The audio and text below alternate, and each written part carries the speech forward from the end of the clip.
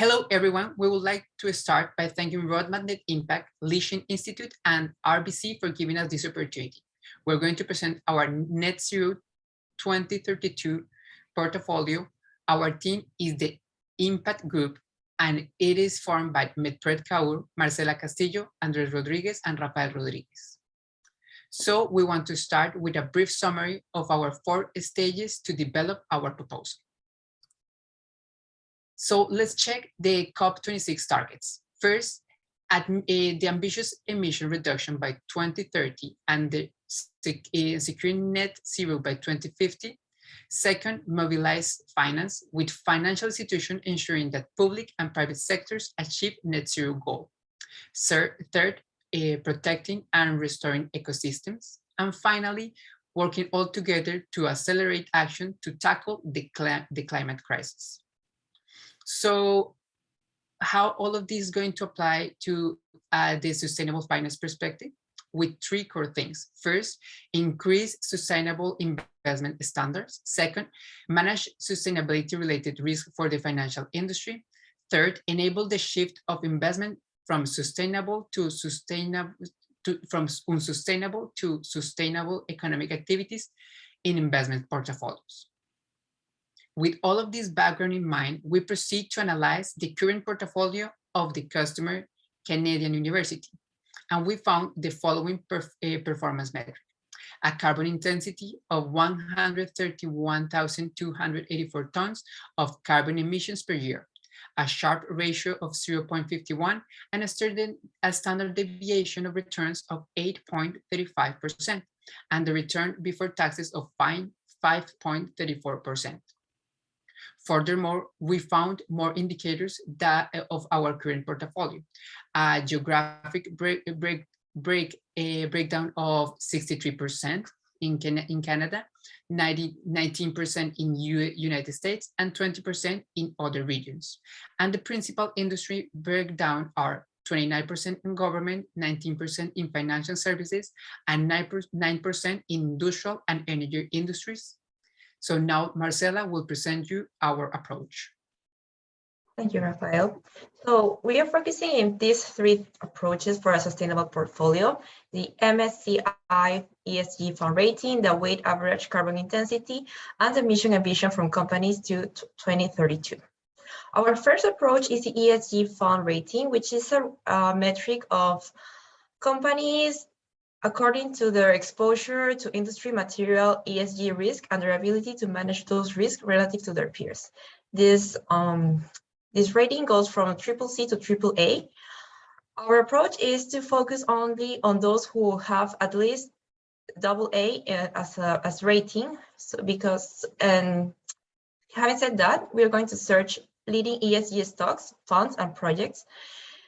In this case, we're focusing on the leaders in this industry, those companies who manage the most significant ESG risk and opportunities. Our second approach is the weighted average carbon intensity.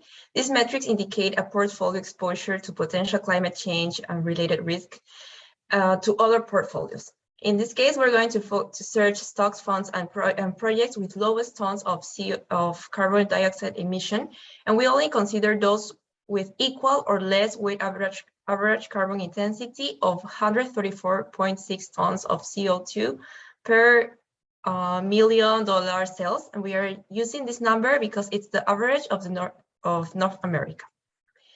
Our third approach is the mission and vision of the companies they have for the next 10 years. We know that net zero target for 2032 is a really ambitious goal. That's why we're going to focus only on those companies that have this mission and vision that are aligned with our goals. Having said that, now we present how we are going to build our portfolio, the Net Zero 2032 portfolio. First, we try to make it as more diverse as we can. We are looking for this diversification across risk factors, geographies, industries, and asset classes. Second, the emissions. We're looking for securities with a low carbon intensity, and also we are going to look for carbon offsets to reach our net zero target.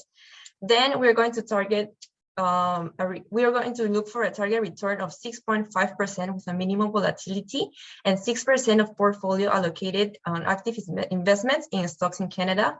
And finally, we're going to search for those companies that are screen-based on ESG ratings, weighted average carbon intensity, and mission and vision for the next 10 years.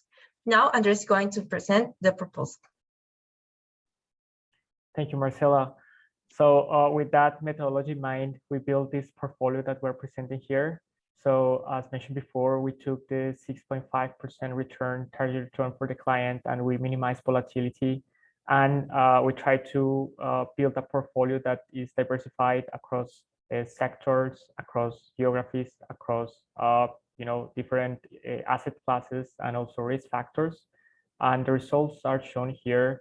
So 34% goes to fixed income, 54% to Canadian, US, and global equities, 6% to Canadian stocks, which are going to be part of an active play that we're planning to have within the portfolio, and 6% to alternative investments.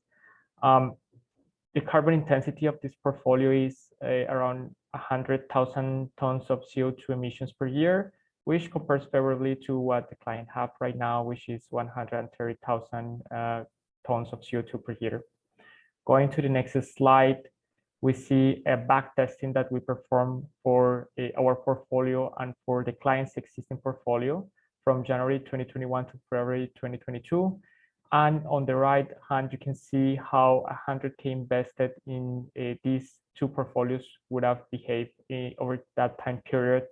And it's interesting to see that we're having lower returns, but this is also compensated by a lower standard deviation. So overall, we think that our portfolio is well balanced in terms of risk and return. Now going to the next slide, here we are presenting a factor regression.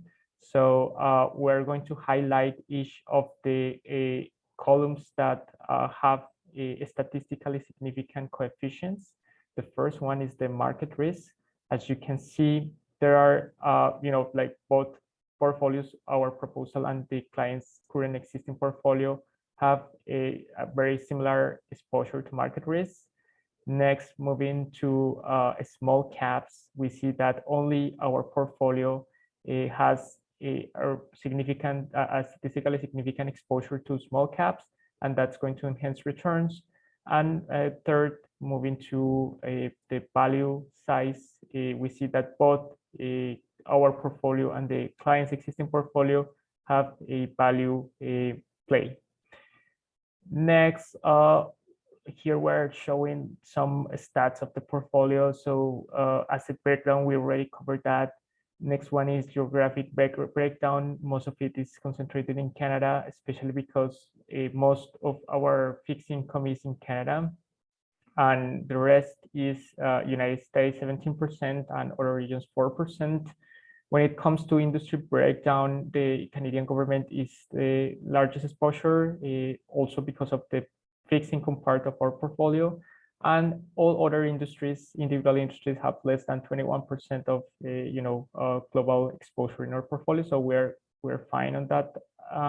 Next, we're doing a zoom on the fixed income part of our portfolio. So fixed income securities were selected based on a screening that we did as per ESG index standards that are contained in the Bloomberg MSCI Canadian Aggregate ESG Focus Index.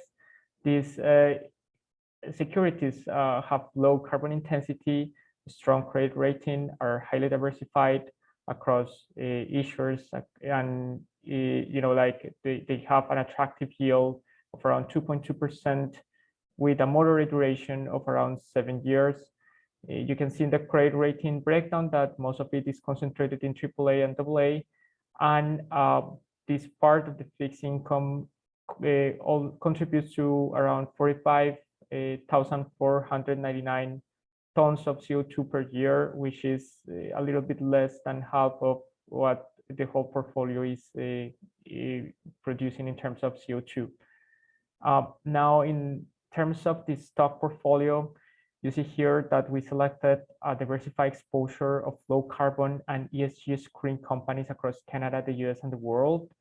And these stocks are highly diversified across issuer, across industry, geography, market cap.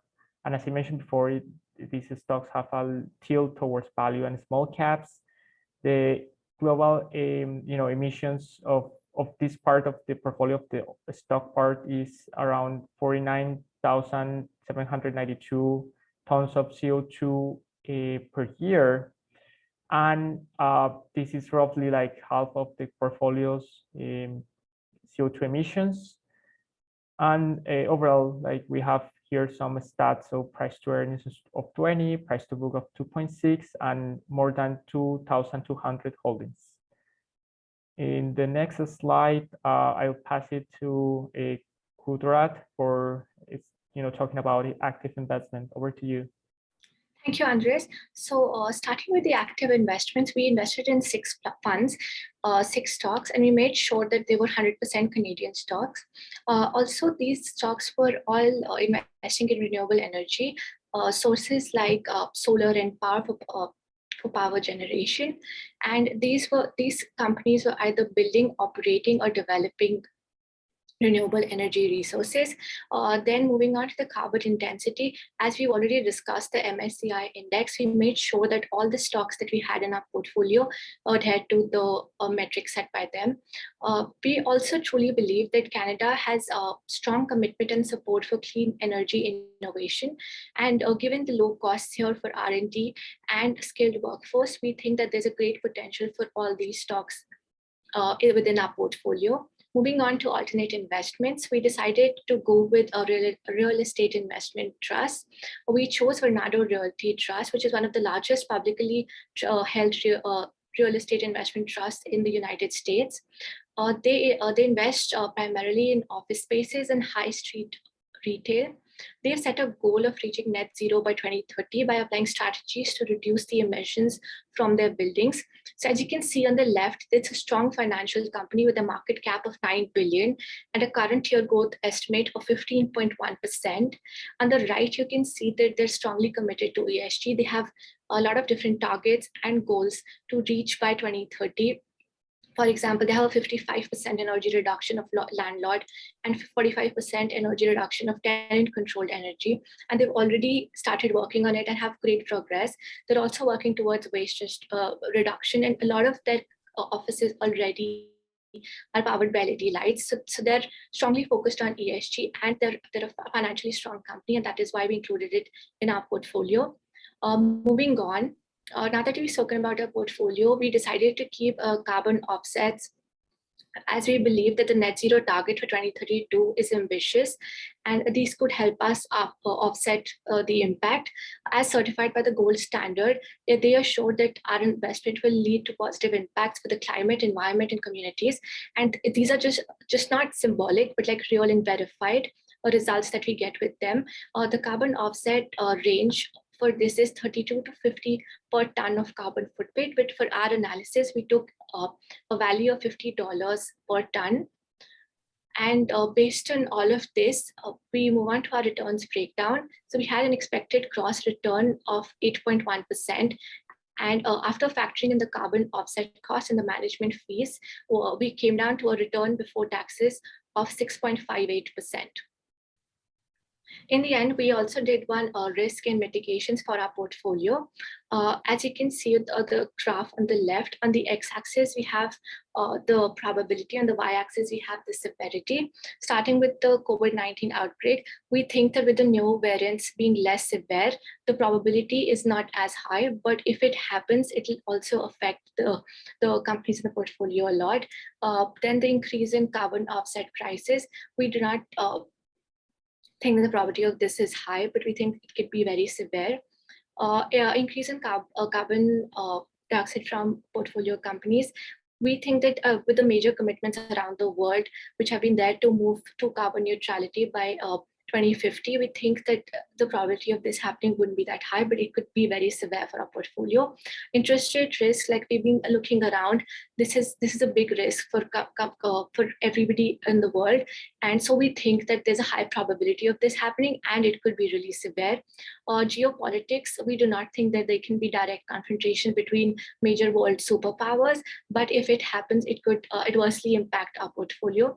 Regulatory risk in renewable energy, we think that there could be a probability of it, and it would have some impact, but not as severe.